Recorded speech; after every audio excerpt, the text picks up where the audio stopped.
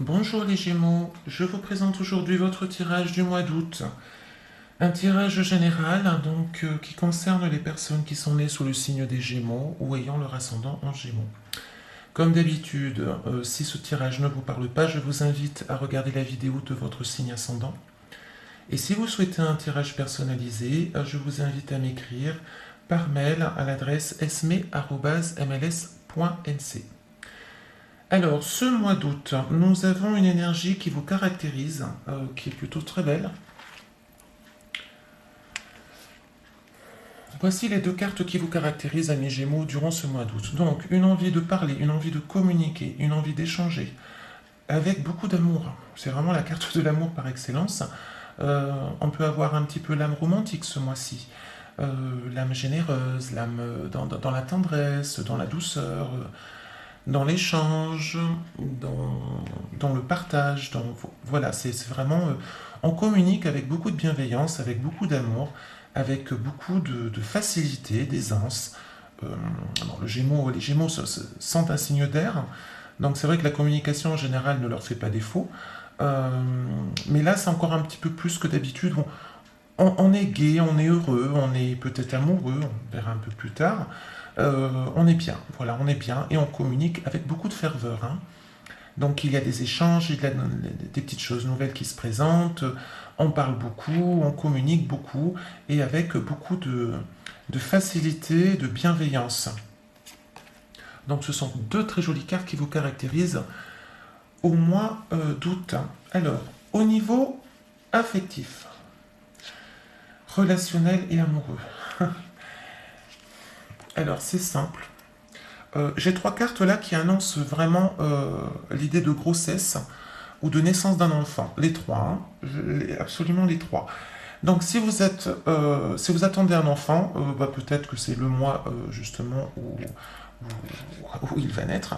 Ou si vous souhaitez un enfant, il se peut qu'au mois d'août vous décidiez justement de, de vous y lancer, hein, parce que là les trois cartes c'est vraiment principalement l'enfant. Alors, pour d'autres, parce que tout le monde n'est pas dans l'attente d'un enfant naturellement, pour d'autres, il s'agit de nouveautés, de nouvelles histoires.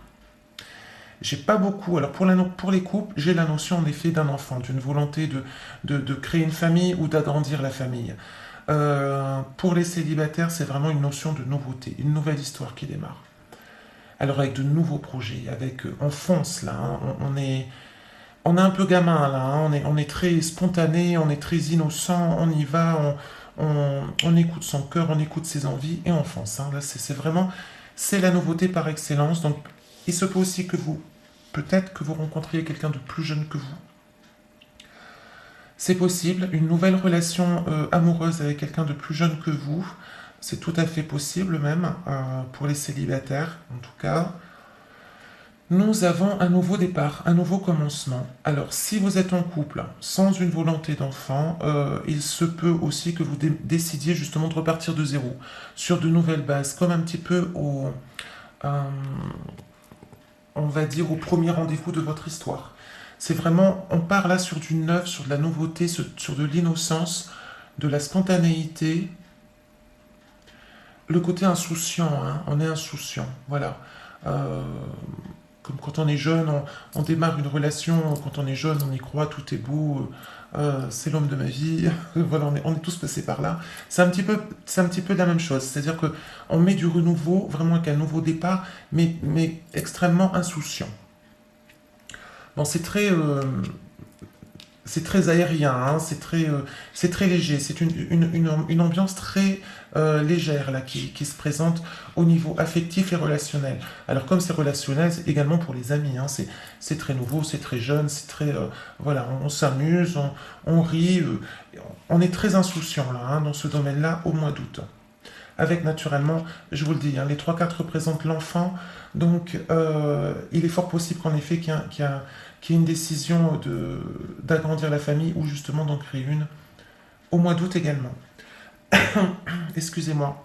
Alors, pour le domaine professionnel, euh, il y a une idée d'association. Avec un petit peu... Il y a une idée d'association là. Il se peut en effet que vous ayez le projet de vous associer avec quelqu'un. Alors, cette association pourrait être chanceuse parce que nous avons la carte du trèfle et malgré tout, nous avons la carte du malheur juste à côté. Alors, ça peut s'interpréter de diverses façons, étant donné que, je vous rappelle, c'est un tirage général, donc c'est pas vraiment bien défini. L'association peut être en effet porteuse. Soit vous, quelque part, ça vous enlève un petit peu de difficultés précédentes, ou soit justement la personne avec laquelle vous pouvez vous associer, peut-être que ça va alléger un petit peu ces difficultés à elle. Quoi qu'il en soit, on a quand même deux cartes positives sur une qui est un peu négative. Moi, j'ai envie de vous dire quand même que c'est plutôt bénéfique, hein, que l'association est plutôt bénéfique. On a aussi une notion où on aime son travail, hein. On aime son travail et peut-être que des fois ça peut ne pas nous porter chance à chaque fois. Mais on aime son travail. Bon, il n'y a pas de vraiment de... euh, c'est pas de la grande difficulté. Il y a quelque chose qui va vous embêter au niveau professionnel, certes, mais on a quand même deux cartes positives qui prennent le dessus. Donc j'ai envie d'y croire et j'ai envie quand même de vous dire, bon même, soyez prudent tout de même.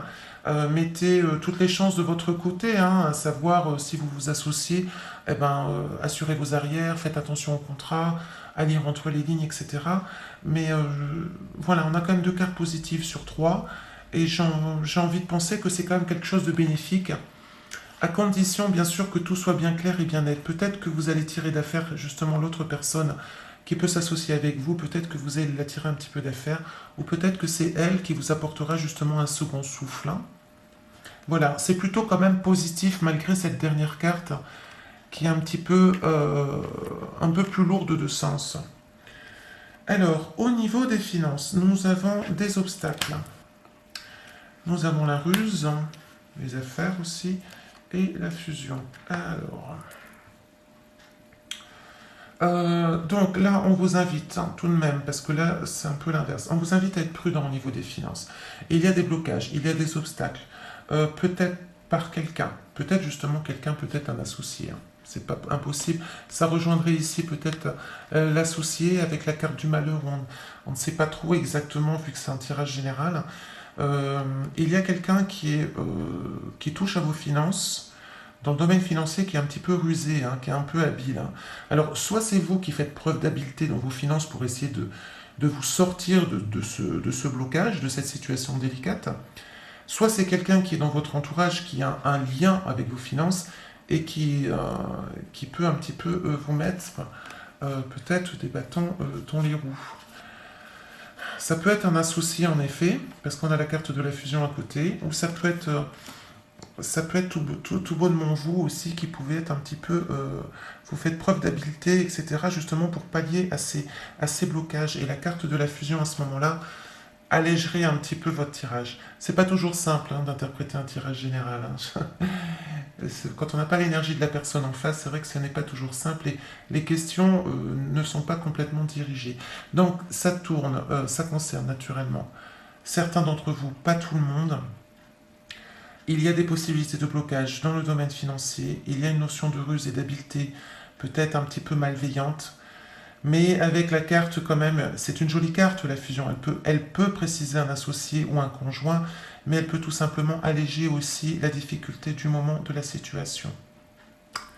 Voilà, donc faites attention quand même, soyez prévenants, regardez un petit peu derrière vous et entre les lignes, voilà, des fois il s'y passe des choses.